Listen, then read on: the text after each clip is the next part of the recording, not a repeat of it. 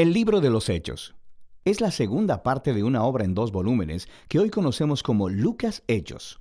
Ambos fueron escritos por el mismo autor, Lucas, quien fue colaborador y compañero de viaje de Pablo. Esto queda claro en la introducción del libro, donde Lucas dice: en el primer relato, o sea el Evangelio, escribí acerca de todo lo que Jesús comenzó a hacer y a enseñar. Aquí Lucas está dando una pista de lo que se trata el libro de Hechos. El primer volumen fue acerca de lo que Jesús comenzó a hacer y a enseñar. El segundo volumen, entonces, será acerca de lo que Jesús continuó haciendo y enseñando. Lo que nos lleva a un punto muy interesante acerca del nombre tradicional, pero no original del libro: Hechos de los Apóstoles.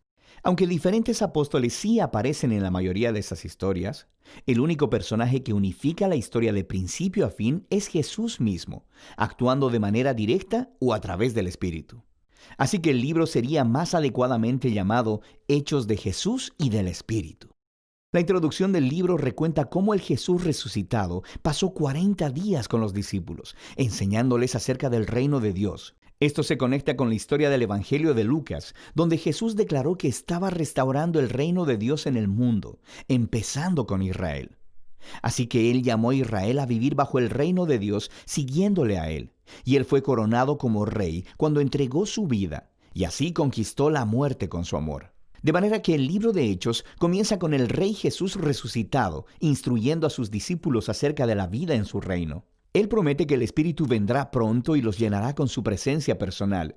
Y esto cumple una de las esperanzas clave de los profetas del Antiguo Testamento, que en el reino mesiánico, la presencia de Dios, su Espíritu, vendría y moraría entre su pueblo en un nuevo templo y transformaría sus corazones. Jesús dice que cuando esto suceda, el Espíritu empoderará a sus discípulos para ser mis testigos en Jerusalén, Judea, Samaria y hasta lo último de la tierra. Después de esto, Jesús es llevado de su vista en una nube, una imagen tomada del capítulo 7 del libro de Daniel. Allí se muestra cómo Jesús está siendo entronizado como el Hijo del Hombre, que fue vindicado después de su sufrimiento, y ahora comparte el gobierno de Dios sobre el mundo y promete que un día volverá. Así que los temas principales y el diseño del libro de Hechos fluyen de este capítulo inicial.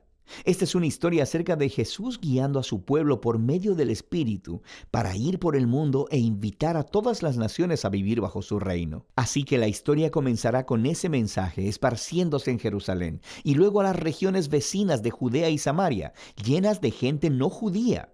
Y de ahí a todas las naciones hasta los confines de la tierra. Este video solo se enfocará en la primera mitad del libro. La sección enfocada en Jerusalén comienza con los seguidores de Jesús esperando hasta la fiesta de Pentecostés, cuando muchos peregrinos judíos de todas partes del mundo antiguo estarían en la ciudad. Y el Espíritu Santo viene sobre los discípulos como un gran viento, y algo similar a llamas de fuego aparecen sobre la cabeza de cada persona. Y juntos empiezan a anunciar y contar historias de las grandes obras de Dios, y están hablando en todos estos idiomas diferentes que no conocían antes, pero todas las personas que estaban reunidas les entendían perfectamente. Ahora, para poder ver lo que Lucas está enfatizando en esta historia, es crucial que veamos las raíces de estas imágenes en el Antiguo Testamento. Primero, el viento y el fuego es una alusión directa a las historias de la presencia de Dios, ardiente y gloriosa, llenando el tabernáculo y el templo. También conectada a las promesas proféticas de que Dios vendría y moraría a través de su Espíritu en el nuevo templo del reino mesiánico. Así que aquí en Hechos, la presencia ardiente de Dios viene a morar no en un edificio, sino en su pueblo. Lucas está diciendo que el nuevo templo prometido por los profetas es la familia del nuevo pacto en Jesús, el pueblo de Jesús. Lo que conecta con la segunda cosa que Lucas está tratando de decir aquí. Los profetas prometieron que cuando Dios viniera a morar en su nuevo templo, reunificaría todas las tribus de Israel bajo el rey mesiánico, y las buenas nuevas del reino de Dios serían anunciadas en todas las naciones. Lucas describe en detalle la composición internacional y multitribal de todos los israelitas que estaban ahí en el Pentecostés y que respondieron al mensaje de Pedro. Así que los apóstoles continúan llamando a los israelitas a reconocer a Jesús como su Mesías, y miles de ellos responden, formando nuevas comunidades de generosidad, alabanza y celebración. Pero no todos están celebrando. Después de esto, Lucas muestra cómo la nueva familia de Jesús rápidamente enfrentó la hostilidad de los líderes de Jerusalén. Con un diseño simétrico realmente hermoso, Lucas cuenta la historia de dos templos. Así que el nuevo templo de Dios, la comunidad de seguidores de Jesús, día tras día continuaban unánimes, reuniéndose en el templo y partiendo el pan en los hogares. Entre estas notas hay dos historias acerca de Pedro y los otros apóstoles sanando a personas en los atrios del templo, para luego ser arrestados por los líderes del templo y en cada ocasión, a continuación, un discurso de Pedro en el que declara que Jesús es el verdadero Rey de Israel. En el centro de todo esto está una historia acerca de cómo los seguidores de Jesús donaban sus propiedades y posesiones a un fondo común para ayudar a los pobres, lo que es genial. Pero parece un poco extraño que Lucas lo mencione aquí, hasta que te das cuenta de que esta era una práctica descrita en las leyes de la Torá, y se suponía que debía estar cumpliéndose en el templo de Jerusalén y a través de sus líderes. De manera que el punto de Lucas es claro. El nuevo templo de la comunidad de Jesús está cumpliendo el propósito que Dios siempre tuvo para el templo de Jerusalén.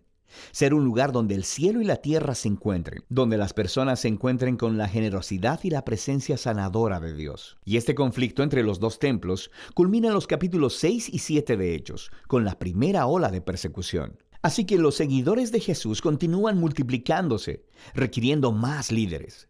Uno de ellos, Esteban, es un valiente testigo de Jesús en Jerusalén y quien termina siendo arrestado, acusado de hablar en contra y hasta amenazar el templo. Entonces Esteban da un largo discurso mostrando cómo los líderes de Israel siempre han rechazado a los mensajeros que Dios les ha enviado, incluyendo a Jesús y ahora a sus discípulos. De manera que los líderes de Jerusalén se enfurecen, asesinan a Esteban y comienzan una ola de persecución contra los seguidores de Jesús, lo que ocasionó que muchos fueran esparcidos fuera de la ciudad. Pero esto tiene un efecto paradójico. Lucas muestra cómo esta tragedia se convirtió en un medio por el cual el pueblo de Jesús es ahora enviado a Judea y Samaria. En esta sección, Lucas ha recopilado un diverso grupo de historias que muestran cómo la comunidad de Jesús, en su mayoría judía y establecida en Jerusalén, se convirtió en un movimiento multiétnico e internacional. Primero está la misión de Felipe a Samaria. Esa es la tierra de los odiados enemigos de Israel, y muchos de ellos terminan siguiendo a Jesús.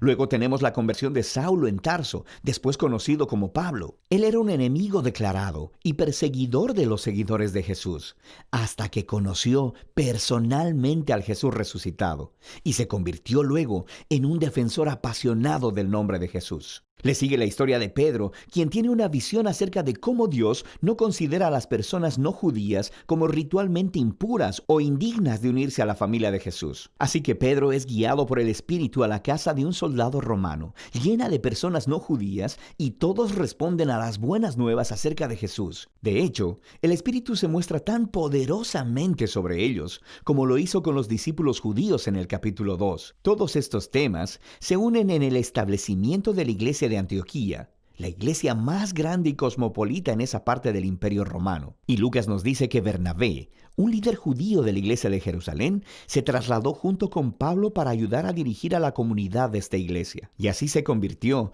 en la primera iglesia grande y multiétnica de la historia, y donde los seguidores de Jesús fueron llamados cristianos por primera vez. Y es desde aquí que los primeros misioneros internacionales fueron enviados. Así que vemos la comisión de Jesús haciéndose realidad. Y eso nos lleva al resto de la historia de Lucas. Por ahora, esta es la primera mitad del